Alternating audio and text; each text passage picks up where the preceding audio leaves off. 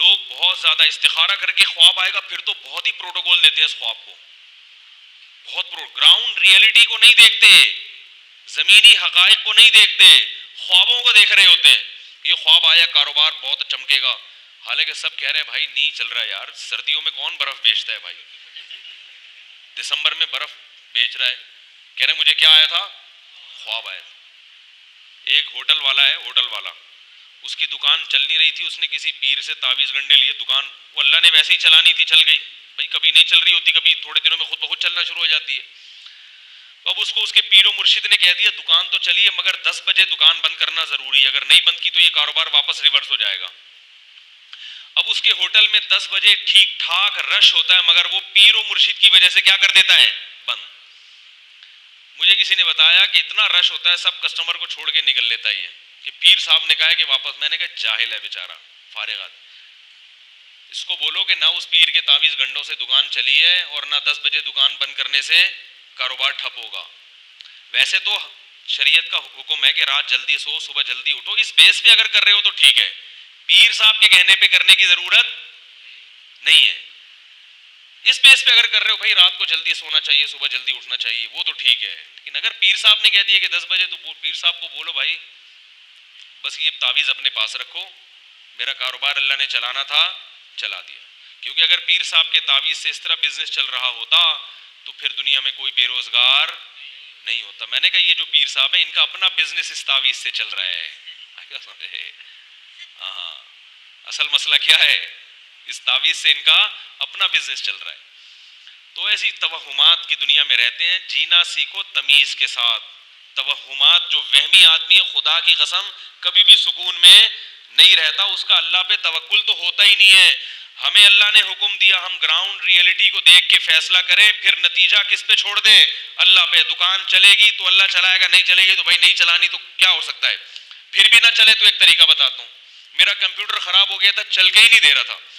بڑے بڑے دکان والوں کو ان کو دکھا دیا, جو کمپیوٹر انجینئر تھے, نہیں چل کے دیا. پھر ایک صاحب آئے, انہوں نے کہا مفتی صاحب ایک حل ہے میرے پاس, چلے گا, اس کا باپ بھی چلے گا. میں نے کہا کیسے؟ کہہ رہے نیچے بیرنگ لگاؤ دھکا دو چلے گا. میں نے کہا یار یہ تو بڑا زبردست, پھر تو چلے گا نا, کیا خیال ہے؟ تو اگر پھر بھی نہیں چل رہا تو ایسے چلاؤ, اور اگر کوئی بزنس نہیں ہو رہا تو سونے کی دکان کھولو. یہ بھی ہمارے دوست کے ساتھ ہوا ہے. وہ کوئی بھی کاروبار کرتے تھے, دیندار آدمی تھے, بھائی اللہ نے رزق کسی کو دینا ہے کسی کو نہیں دینا, سب کا کاروبار چلنا شروع ہو جائے, غریب تو پھر رہے گا نہیں نا, تو سارے زرداری بن جائیں گے بھائی. تو اللہ نے کسی کو غریب رکھنا ہے کسی کو مالدار رکھنا ہے, تو اللہ کا نظام ہے. لیتخذ بعضهم بعضا سخریا, قرآن کہتے ہیں تاکہ بعض کو خادم بنا کے رکھیں. ایک صاحب مجھے کہنے لگے, میں نے تجارت کی اہمیت پہ بیان دیا بہت, انہوں نے کہا تجارت کے لیے بھی تو ملازمین رکھنے پڑیں گے. تو ملازمت اگر اتنی بری چیز ہے بھائی, اتنی بری چیز ہے, تو ملازموں کے بغیر تو تجارت چلے گی نہیں. میں نے کہا ہم وہی مشورہ دیں گے جو آپ کے لیے بہتر ہو, باقی سارے تاجر بن نہیں جائیں گے. ہم تو کہیں گے بھائی آپ کوشش کرو تجارت کی طرف, ملازم بننے کی کوشش مت کرو, کیونکہ بہت سے لوگوں میں بڑی صلاحیتیں ہوتی ہیں پھر بھی وہ کسی سیٹ کے بوٹ پالش کر رہے ہوتے ہیں, باس کی چاپلوسی میں لگے ہوتے ہیں, ہر وقت یہ سر جی سر میں لگے ہوتے ہیں, لیٹ آنے پر ڈانٹ کھا رہے ہوتے ہیں, اور بونس کے چکر میں لگے رہتے ہیں, اور سر یہ سر کرتے رہتے ہیں. بڑی اللہ نے حالانکہ صلاحیتیں دی ہوتی ہیں, تو تھوڑا سا ادھر اس طرف آؤ. جن کو اللہ نے ملازمت کے لیے پیدا کیا ہے نا وہ رہ جائیں گے, آپ کو اللہ نے ہو سکتا ہے پیدا نہ کیا, آپ خود اپنی حماقتوں سے لگے ہوئے اس میں, تو مشورہ تو اچھا ہی دیا جائے گا نا بھائی. تو کیا کہہ رہا تھا میں, سونے کی دکان کھولیں آپ. ہمارے ایک دوست تھے, کوئی کاروبار نہیں چل کے دے رہا تھا, میں ان کے پاس گیا, انہوں نے کہا یار اب اللہ کا بڑا فضل ہو گیا ہے.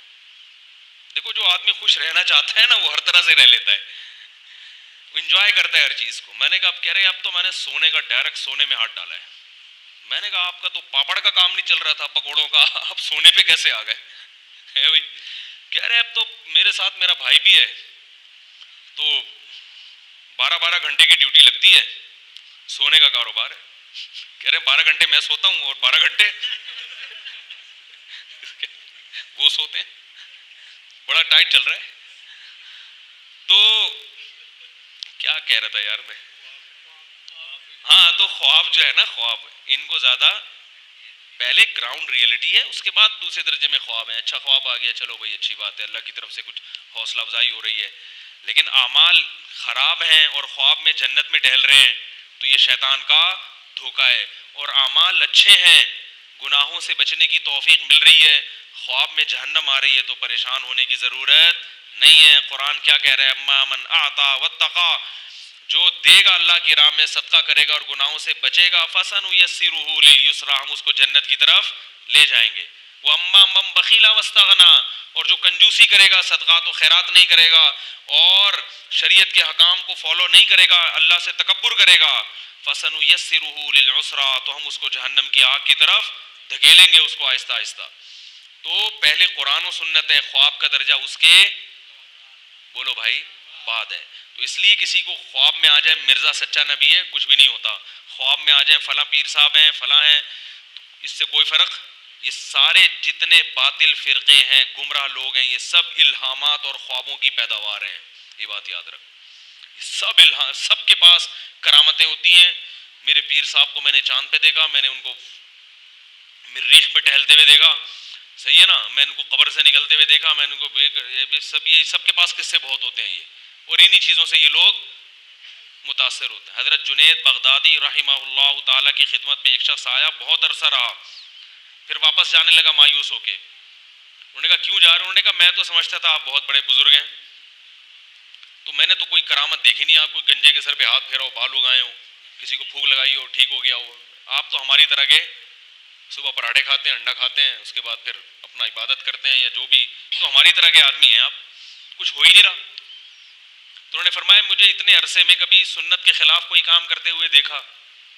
اس نے کہا یہ تو نہیں دیکھا. انہوں نے فرمایا یہی کرامت ہے، شریعت پہ چلنا سب سے بڑی بولو بھائی کرامت. تو آج کل شریعت پہ کو فالو نہیں کیا جا رہا، اور یہ کرامتیں اور قصے اور یہ ان چیزوں پر جو ہے وہ دین کا مدار رکھا ہوا ہے.